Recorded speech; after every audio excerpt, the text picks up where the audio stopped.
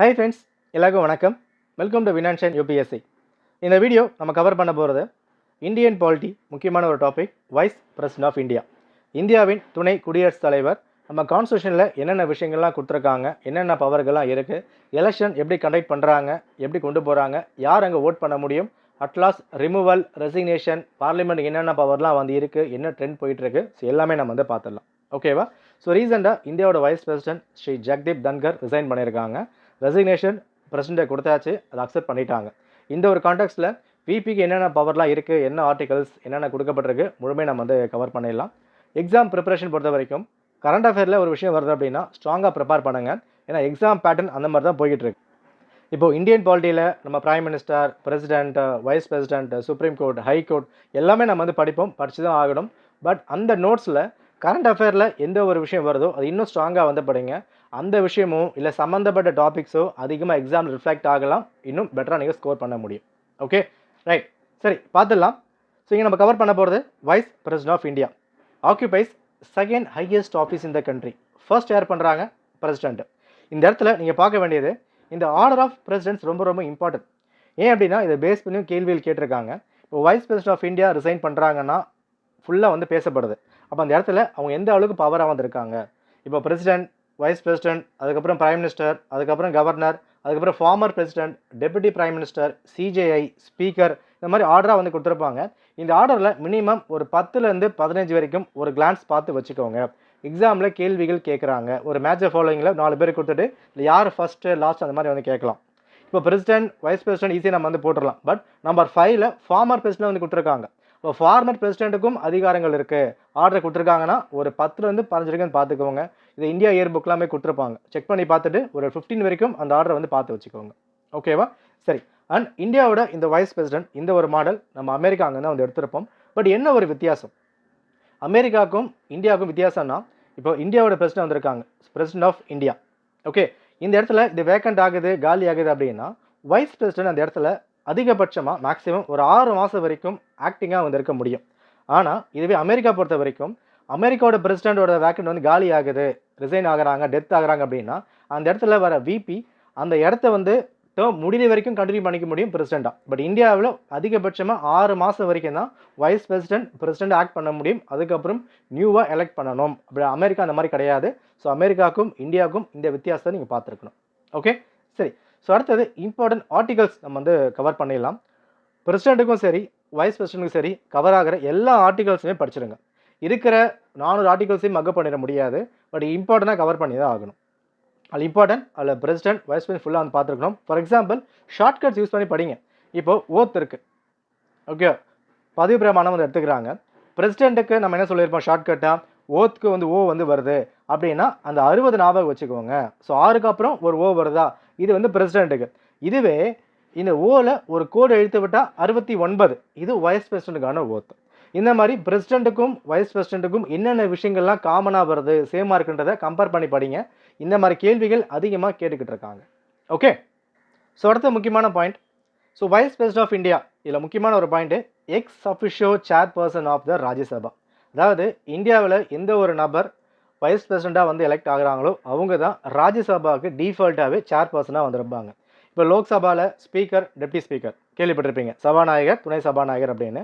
இதே மாதிரி நம்மளுக்கு ராஜ்யசபாலையும் சேர்பர்சன், வைஸ் சேர்பர்சன் வந்திருப்பாங்க. இதில் சேர்பர்சன் பொறுத்த வரைக்கும் எந்த ஒரு நபர் வைஸ் பிரசிடெண்ட்டாக எலெக்ட் ஆகுறாங்களோ ஆர்டிகல் 64 படி அவங்க டிஃபால்ட்டாக ராஜ்யசபாவுக்கு சேர்பர்சனாக வந்து வந்துருவாங்க. ஓகே, அன்றைக்கி முக்கியமான விஷயம், நம்ம கான்ஸ்டியூஷனில் வைஸ் பிரசிடெண்ட்டுக்கான எந்த ஒரு சேலரி அந்த மாதிரிலாம் வந்து கொடுக்கவே இல்லை. ராஜ்யசபா சேர்பர்சனுக்கு என்ன ஒரு சேலரி இருக்கோ அந்த சேலரி தான் இவங்க வந்து வாங்குவாங்க. டபுள் சேலரி வந்து இல்லை. அதை வந்து பார்த்துக்கணும். Okay, right. அடுத்தது ஆர்டிகல் 65 பொறுத்த வரைக்கும் பிரசிடென்ட் வந்து இல்லை, வேக்கண்ட் ஆகுது, ரிசைன் ஆகுதுன்னா அந்த ரோல் ஒரு ஆக்டிங்கான பிரசிடென்ட்டை ஆர்டிகல் 65 படி ரோல்ஸ் ஆர் டியூட்டிஸ் ஆஃப் பிரசிடென்ட்டை வைஸ் பிரசிடென்ட் பண்ண முடியும். எவ்வளோ நாள் பண்ணலாம்? மேக்ஸிமம் 6 மாதம் வரைக்கும் தான். அந்த காலகட்டம் அவங்க எவ்வளோ நாள் வந்து பிரசிடென்ட்டாக இருக்காங்களோ அந்த காலகட்டத்தில் ஆக்டிங்காக இருந்தாலும் பிரசிடென்ட்டுக்கு என்னென்ன அதிகாரங்கள்லாம் இருக்கோ, என்ன சேலரி, என்ன பவர் இருக்கோ எல்லா அதிகாரமும் ஆக்ட் பண்ணுறவங்களுக்கும் உண்டு. ஓகே, பட் அதிகபட்சம் 6 மாதம் தான். சரி, இந்த வைஸ் பிரசிடென்ட்டுக்கு என்னென்ன குவாலிஃபிகேஷன்லாம் வந்து இருக்குது இதில் பாருங்கள். பிரசிடென்ட்டுக்கும் வைஸ் பிரசிடென்ட்டுக்கும் நிறைய விஷயங்கள் காமனாக வரும். அதையும் நீங்கள் நோட் பண்ணி வச்சுருக்கணும். எது டிஃப்ரெண்ட்டோ அதையும் நீங்கள் வந்து பார்த்துருக்கணும். For example first Indian citizen 2 பேருக்குமே காமன் தான். ஏஜ் லிமிட் ரெண்டு பேருக்குமே காமன் தான். யார் யாருக்கு? வைஸ் பிரசிடென்ட்டுக்கும் பிரசிடென்ட் ஆஃப் இந்தியாவுக்கும். பட் என்ன வித்தியாசம்? வைஸ் பிரசிடென்ட் பொறுத்த வரைக்கும் must be eligible for election as a member of Rajya Sabha. Okay, இதுவே பிரசிடென்ட் பொறுத்த வரைக்கும் லோக்சபா. அப்போ ரெண்டு பேருக்கும் எது வந்து காமனாக இருக்குது, வித்தியாசமாக இருக்குது, இங்கே வந்து பார்த்து வச்சிருக்கணும். ஓகே, அப்போ குவாலிஃபிகேஷனில் எல்லாமே காமன் தான். ஒரே ஒரு விஷயம் மட்டும் தான், இந்த லோக்சபா ராஜ்யசபா அது மட்டும் தான் மாறி இருக்கும். அதை நீங்கள் வந்து பார்த்துருக்கணும். ஓகே, மற்றபடி அந்த ஆஃபீஸ் ஆஃப் ப்ராஃபிட்டு, அந்த ஏஜ் லிமிட்டு, சிட்டிசன் எல்லாமே காமனாக தான் வந்திருக்கும். ரைட். ஸோ அடுத்த முக்கியமான பாயிண்ட் எலெக்ஷன். இதுக்கு அந்த ஆர்டிகல் 66 யார் எலெக்ஷன் கண்டக்ட் பண்ணுறாங்க? Election commission of India. So இந்தியாவில் president, vice president, MLA election, MP election conduct பண்ணுறது election commission of India, article 324. இதுவே லோக்கல் எலெக்ஷன் வருது, ஒரு பஞ்சாயத்து முனிசிபாலிட்டி வருதுன்னா ஸ்டேட் எலெக்ஷன் கமிஷன் அவங்க வந்து பார்த்துப்பாங்க. ஓகேவா? சரிங்க. இந்த எலெக்ஷனில் யாரெல்லாம் வந்து ஓட் பண்ண முடியும்? நம்ம ஓட் பண்ண முடியும், ஆனால் ஓட் பண்ண முடியாது. இது இன்டெரக்டாக கண்டக்ட் பண்ணுற ஒரு எலெக்ஷன். ஓகேவா? இந்த எலக்டோரல் காலேஜில் யாரெல்லாம் வந்து இருக்க முடியும்? Elected nominated members from both house of the parliament. இதில் ரெண்டு பேருக்குமான வித்தியாசம் வந்து பார்த்துக்குவோங்க. இது பிரசிடென்ட்டுக்கு, இது வைஸ் பிரசிடென்ட்டுக்கு. ஓகேவா? இங்கே முக்கியமான சில வார்த்தைகள் வந்து உண்டு. பிரசிடென்ட் எலெக்ஷன் பொறுத்த வரைக்கும் எலெக்டட் மெம்பர்ஸ் மட்டும்தான் இங்கே ஓட்டு போட முடியும். ஓகேவா? அதாவது எலெக்டட் எம்பிஸ் மட்டும்தான் இங்கே ஓட் வந்து பண்ண முடியும். இதுவே வைஸ் பிரசிடென்ட் பொறுத்த வரைக்கும் எலெக்டட் எம்பியும் வந்து பண்ணலாம், ப்ளஸ் நாமினேட்டட் எம்பியும் வந்து பண்ண முடியும். ஓகேவா? அப்போ ரெண்டு எலெக்ஷனுக்கும் வித்தியாசத்தை வந்து பார்த்துக்கணும். பிரசிடென்ட் அப்படின்னாலே எலெக்டட் வார்த்தை மட்டும்தான், நாமினேட்டட் அப்படின்ற வார்த்தை பிரசிடென்ட்டுக்கு எங்கேயுமே வந்து வராது. பட் விபிக்கு ரெண்டுமே வந்து வரும். அடுத்த விஷயம், பிரசிடென்ட் எலெக்ஷனில் எம்எல்ஏஸ் ஓட்டு போடுவாங்க. ஸ்டேட்டில் இருக்கிற மெம்பர் ஆஃப் அசம்பிளி இருக்காங்களே அவங்க வந்து ஓட் பண்ணுவாங்க.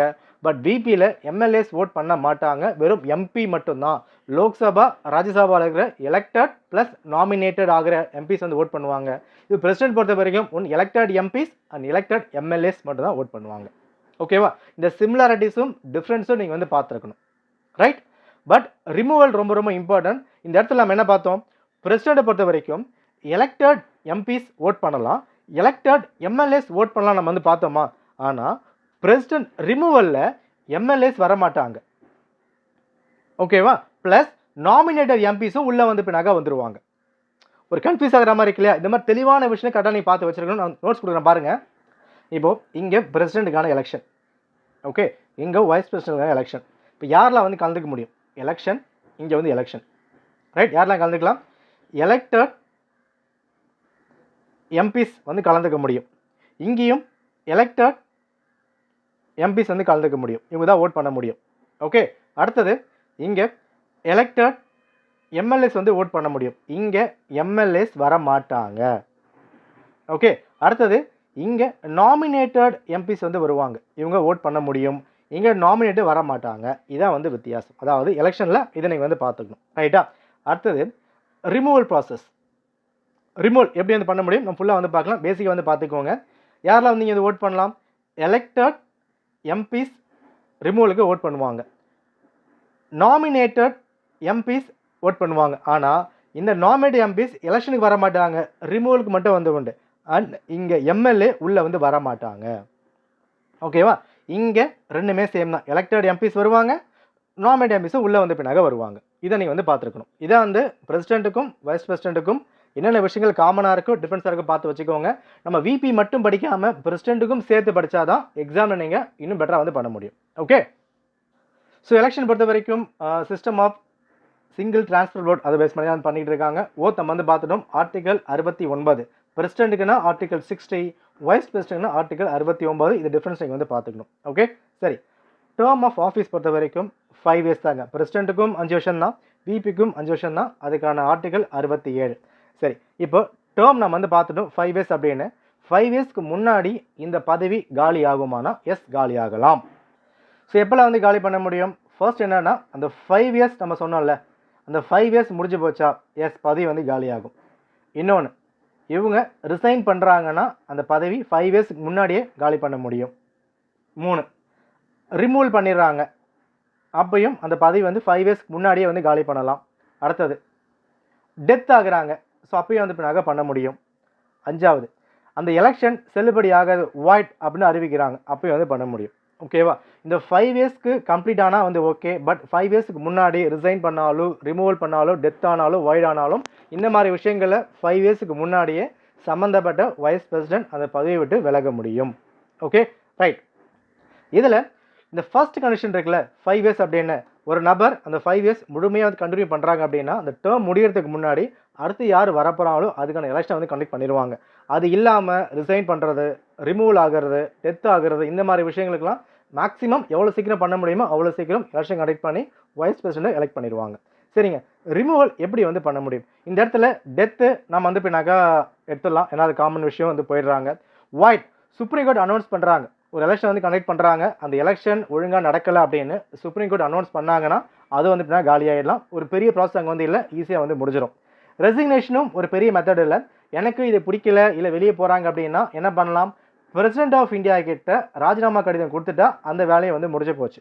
இதில் ரிமூவலுக்கு மட்டும்தான் எக்ஸ்ட்ரா சில ப்ராசஸ் வந்து உண்டு.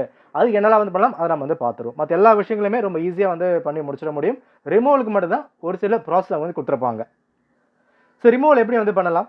Article 67B. Okay, remove effective majority. இந்த வார்த்தை ரொம்ப ரொம்ப இம்பார்ட்டன்ட். நம்ம என்ன படிச்சிருப்போம்? ஸ்பெஷல் மெஜாரிட்டி, சிம்பிள் மெஜாரிட்டியில் வந்து படிச்சிருப்போம், அப்சல்யூட்லாம் வந்து படிச்சிருப்போம். பட் இங்கே எஃபெக்டிவ் மெஜாரிட்டி, இதுவும் one kind of special majority தான். இங்கே என்ன விஷயம் அப்படின்னா ராஜ்யசபாவில் தான் இந்த ரிமூவலை வந்து இனிஷியேட் பண்ணணும், லோக்சபாவில் கிடையாது. பிரசிடென்ட் நீங்கள் ரிமூவ் பண்ண போகிறீங்கன்னா ராஜ்யசபாலையும் பண்ணலாம், லோக்சபாலையும் பண்ணலாம். ஆனால் வைஸ் பிரசிடென்ட்டை ரிமூவ் பண்ணுறதுக்கு ராஜ்யசபாவில் மட்டும்தான் இனிஷியேட் பண்ண முடியும். அதுவே 14 நாளுக்கு முன்னாடியே அதுக்கான நோட்டீஸ் நீங்கள் வந்து கொடுத்துருக்கணும். ஓகேவா? சரி, நோட்டீஸ் வந்து கொடுத்தாச்சு. இப்போ ஓட் வந்து இப்போ எடுக்கணும், எப்படி வந்து ரிமூவ் பண்ணணும்ன்ற விஷயம் கொடுக்குறாங்க இல்லையா? எஃபெக்டிவ் மெஜாரிட்டி அப்படின்னா தென் மெம்பர்ஸ் அப்படின்ற ஒரு விஷயம் இங்கே வந்து இப்போ வரும். மொத்தம் எவ்வளோ பேர் இருக்காங்க? மொத்தம் 245 பேர் வந்திருக்காங்க ராஜ்யசபாவில் இல்லையா? இந்த 245 பேர்லுமே எல்லாரும் ஓட் பண்ணணும் அப்படின்ற மாதிரி கிடையாது. தென் மெம்பர்ஸ் அப்படின்னா அன்னைக்கு நாளில் எவ்வளோ பேர் அங்கே வந்து இருக்காங்க. ஃபார் எக்ஸாம்பிள் இப்போ 100 பேர் தான் இருக்காங்க அப்படின்னா இந்த 100 பேரில் ஸ்பெஷல் மெஜாரிட்டி. ஓகேவா? 245 நமக்கு தேவையில்லை, அது டோட்டல் ஹவுஸ், அது நமக்கு தேவை கிடையாது. பிரசிடென்ட்டுக்கு அந்த டோட்டல் ஹவுஸ் அதெல்லாமே கலந்து வந்து வரும். பட் வைஸ் பிரசிடென்ட்டுக்கு ராஜ்யசபாவில் மட்டும்தான் இனிஷியேட் பண்ணணும். அதுவுமே தென் மெம்பர்ஸ் எவ்வளோ பேர் அங்கே இருக்கிறாங்களோ, அன்னைக்கு தேதியில் இருக்காங்களோ அவங்க மட்டும் ஓட் பண்ணாலே போதுமான விஷயம் தான். அதுக்கு பேர் தான் எஃபெக்டிவ் மெஜாரிட்டி. ஓகேவா? அப்போ சிம்பிள் மெஜாரிட்டி, ஸ்பெஷல், அப்சல்யூட் எல்லாம் பார்த்து வச்சுக்கோங்க. அதில் இன்னொரு முக்கியமான வார்த்தை எஃபெக்டிவ் மெஜாரிட்டி. இது ஸ்பீக்கருக்கும் வந்து இப்போ நாங்கள் பொருந்தும். ஓகே, அவங்களுக்கும் சேம் அதே கான்செப்ட் தான் உங்களுக்கு வரும். எஃபெக்டிவ் மெஜாரிட்டி, தென் மெம்பர்ஸ் எவ்வளோ பேர் இருக்காங்களோ அதை பேஸ் பண்ணி ரிமூவ் பண்ணுறது. ஓகேவா? ஸோ இவங்க எல்லாருமே சேர்ந்து ஓகே ஆயிடுச்சு அப்படின்னா இங்கேருந்து பில் லோக்சபாவுக்கு வந்து போகும். லோக்சபாவில் அதை அக்ரி மட்டும் பண்ணாலே வந்து போதும். அவங்க வந்து ஒரு ஃபுல் மெஜாரிட்டி வந்து சால்வ் பண்ணணும் அந்த மாதிரிலாம் வந்து கிடையாது. ராஜ்யசபாவில் எல்லாம் வந்து பண்ணிட்டாங்க. லோக்சபாவில் ஜஸ்ட் ஓகே அக்ரி பண்ணிக்கணும் அப்படி சொன்னாலே போதுமான விஷயம் தான். அந்த வைஸ் பிரசிடென்ட் ரிமூவ் பண்ணிடலாம். இதுதான் இதுக்கான ப்ராசஸ். ஓகே, இதில் முக்கியமான ஒரு ஆர்டிகல் 92 என்ன விஷயம்னா சேர்மனும் டெப்டி சேர்மனும் அவங்களை ரிமூவ் பண்ணுறாங்க, ஒரு ப்ராசஸ் வருது அப்படின்னா அவங்க அந்த டைமில் அந்த ஹவுஸ் அங்கே சேர் பண்ண முடியாது. அதை வந்து பார் பண்ணியிருக்காங்க. அதுக்கான ஆர்டிகல் தான் 92. இதில் டெத் ஆகிறது ப்ராப்ளம் இல்லை. ஓகே, இடம் வந்து காலி ஆகிடும், முடிஞ்சு போச்சு.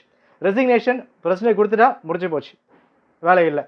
அடுத்தது வாய்ட் அறிவிச்சிட்டா ஈஸியாக வந்து இப்போ பண்ணிடலாம். பட் ரிமூவலுக்கு மட்டும்தான் இந்த process. Article 67B effective majority இன் ராஜ்யசபா, அது 14 நாளுக்கு முன்னாடியே நோட்டீஸ் வந்து கொடுத்துடணும். அண்ட் லோக்சபாவில் அக்ரி பண்ணால் மட்டுமே போதுமான விஷயம். ஓகே, பட் ரொம்ப இம்பார்ட்டண்டான ஒரு விஷயம், இந்த ஒரு காரணங்களுக்காக தான் ரிமூவ் பண்ணணும் அப்படின்ற மாதிரி நம்ம கான்ஸ்டியூஷனில் எங்கேயுமே மென்ஷன் பண்ணலை. இந்த கிரவுண்டு இந்த ஒரு விஷயன்ற மாதிரி நம்ம கான்ஸ்டியூஷனில் ரிமூவ் பண்ணுறதுக்கு எந்த ஒரு விஷயமே வந்து நான் கொடுக்கல. அதனால் எந்த ஒரு காரணம் வந்தாலும் ரிமூவ் பண்ண முடியும். அண்ட் சம்மந்தப்பட்ட ஒரு நபர் ரீஎலெக்டும் ஆகலாம். அவங்க ஒரு டைம் தான் வரணும், 2 டைம்ஸ் ஆகணும் அந்த மாதிரிலாம் இல்லை, மல்டிபிள் டைம்ஸ் வர முடியும். இது உங்களுக்கு பிரசிடென்ட்டுக்கு உண்டு, வைஸ் பிரசிடென்ட்டுக்கு வந்து பின்னாக உண்டு. ஓகேவா? சரி, என்னென்ன பவர்லாம் இங்கே வந்து கொடுத்துருக்காங்க, இதெல்லாம் பேசிக்கான விஷயம் தான். அதாவது லோக்சபாவில் ஸ்பீக்கர் என்னெல்லாம் வந்து பண்ணுறாங்களோ அதே பவர் ராஜ்யசபாவில் இவங்க வந்து பண்ணுவாங்க. Rajya Sabha member disqualification 10th schedule அதை வந்து பண்ண முடியும். பார்லிமெண்ட் கமிட்டி அந்த ஹவுஸில் இருக்க அதை வந்து பின்னாக பண்ணிக்கலாம். அந்த ஹவுஸில் இருக்க business advisory committee, rules committee, general purpose கமிட்டிக்கு ஒரு ஹெட்டாக வந்து இருக்க முடியும். இதெல்லாம் லோக்சபாவில் ஸ்பீக்கருக்கு என்னென்ன அதிகாரங்கள்லாம் இருக்கோ அந்த அதிகாரங்கள் வைஸ் பிரசிடென்ட், அதாவது ராஜ்யசபா சேர்பர்சனுக்கு ராஜ்யசபாவில் அதிகாரங்கள்லாம் வந்து கொடுத்துருப்பாங்க. ஓகே, ஒரு சில விஷயங்கள் இப்போ மணி பில் இருக்குது அப்படின்னா இவருக்கு வந்து பவர் இல்லை, ஸ்பீக்கர் மட்டும் தான் வந்து பண்ண முடியும். பட்ஜெட் இருக்குது அப்படின்னா லோக்சபாவில் மட்டும் அதிகமான பவர் இருக்கும், இங்கே வந்து பண்ண முடியாது.